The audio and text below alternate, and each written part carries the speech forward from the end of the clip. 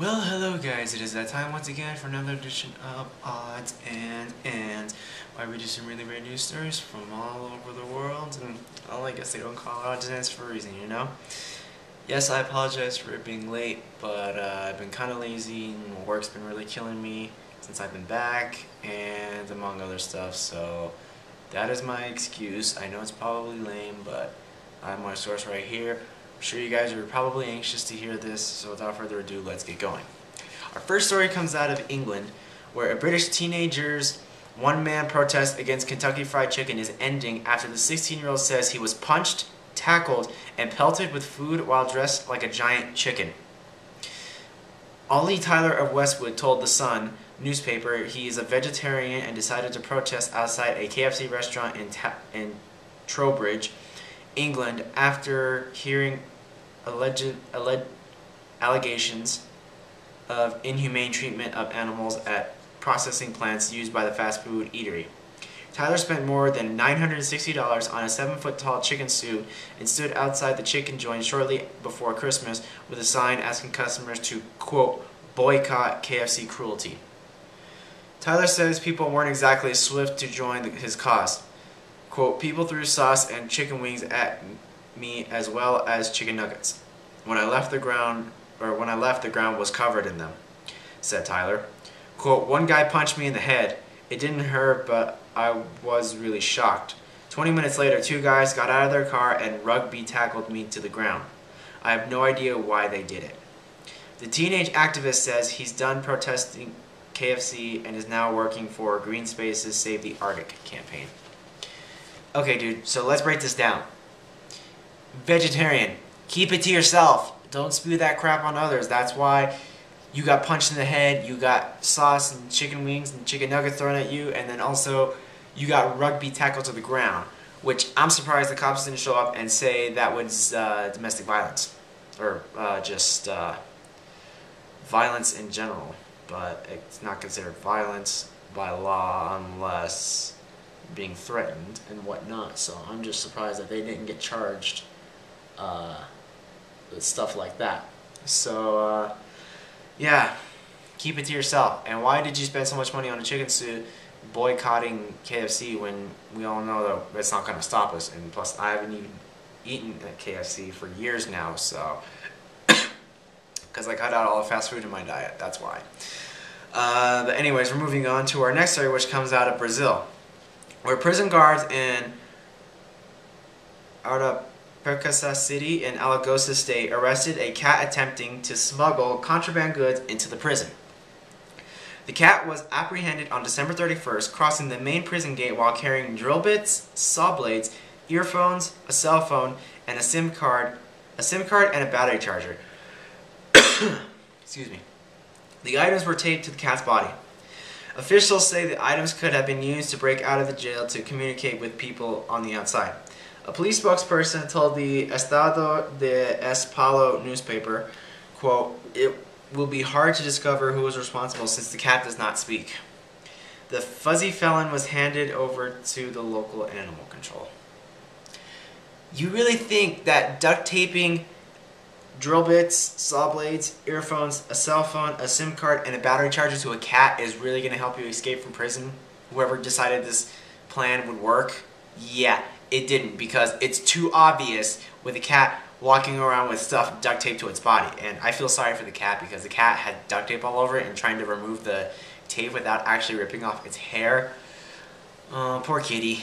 But hopefully he's okay.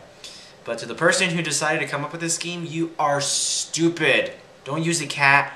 Do your time like a real man, for Christ's sakes. That's why you're in jail for a reason. Moving on to our next story, which comes out of New Mexico. Hey, that's where I get my source. Federal agents came down hard on a rampant cross-border cheese smuggling operation earlier this month. On Friday, January 4th, Customs and Border Protection officers in Santa Teresa confiscated 230 pounds worth of Mexican cheese. The creamy contraband was found in a pickup truck in 3 large ice chests. The large quantity of queso was considered illegal of transport because it qualified as a, quote, commercial amount. The unnamed driver, who is from Colorado, was given a $300 fine. According to officials, the seized cheese was destroyed. Dude, why would you try to smuggle over 200 pounds worth of cheese over the border? Were you like short on cheese and you didn't have enough money to go to the store and buy some yourself? What? Why did you have to smuggle it in from Mexico? I don't understand. And 230 pounds? What the hell were you going to do with that kind of amount of cheese anyway? Sell it for like, what, 50 cents a pound or something like that? And it was seized and destroyed. What did they do? Take a blowtorch and like melt it to the ground or something? It's kind of stupid. I mean, destroying cheese, well, I mean, it's against the law, number one. But number two, how would you destroy it? Blow it up, melt it? I don't know how you destroy cheese if it's been confiscated. I don't know. Moving on to our next story, which comes out of Wisconsin, where a Waukesha woman is accused of using the 911 system to get out of several traffic tickets. WISN 12 television in Milwaukee is reporting that Aisha Jackson is charged with making 7 false calls to emergency services. Investigators close to the case to say that whenever she was pulled over by police, Jackson would call 911 on her cell phone while officers checked her information. In one case, a female caller, presumed to be Jackson, can be heard on 911 recordings reporting, quote, suspicious activity at a nearby Kmart. In each case, officers would be called away from the scene of the traffic stop to investigate, only to find that there was no emergency. The criminal complaint shows investigators eventually traced the series of false reports back to Jackson's phone. She is scheduled to appear in court later this month on 7 counts of making false emergency calls. Okay, Aisha, why do you think that misuse of 911 to get out of traffic tickets would let you get away?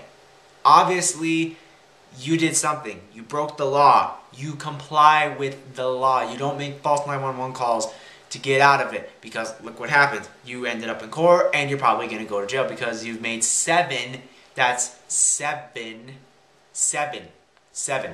Yeah. 7 false 911 calls. Yeah. And do you think they weren't going to find that suspicious at all? Stupid. And we're moving on to our final story, which comes out of Florida, where police in Vero Beach say 51-year-old Brenda Schumann went on a rampage when she found out her 42-year-old husband was sleeping with another woman.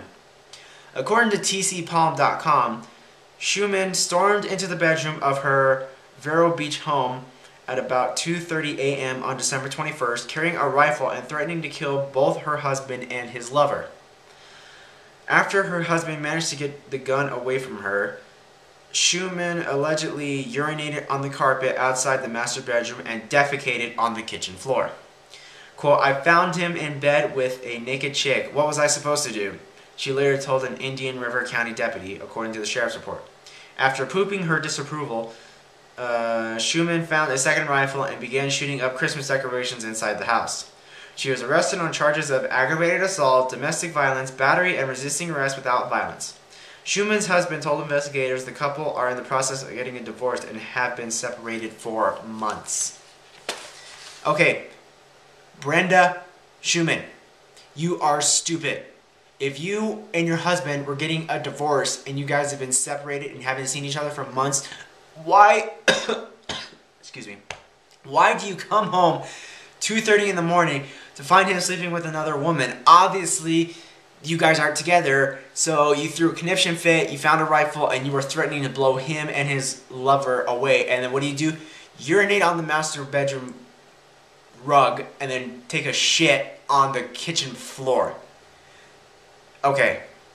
I'm sensing that on top of this, I'm probably sure she may have been intoxicated, even though they never said anything about that, but that could be the case though. But I mean, if she has no place else to go, then I don't understand why she went back there, if obviously they're in the process of getting a divorce, and you know, pretty much what's mine is yours. Obviously it's not your house if you're separated, but obviously you didn't think that through. So anyways, guys, that is it for this edition of Odds and Ends. I really hope you guys listen to the source myself, like reading them to you, and we will see you guys Thursday for another edition. Until next time, we'll see you guys later, and take it easy.